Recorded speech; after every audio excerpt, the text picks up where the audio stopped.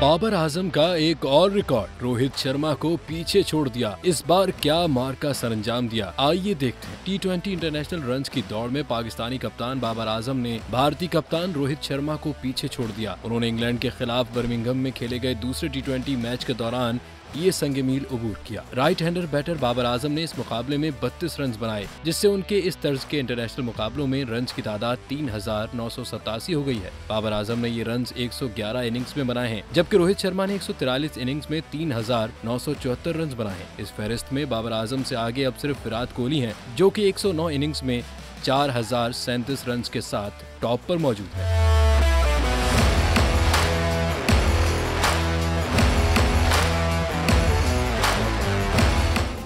Subscribe करें और bell दबाएं ताकि कोई खबर रह न जाए।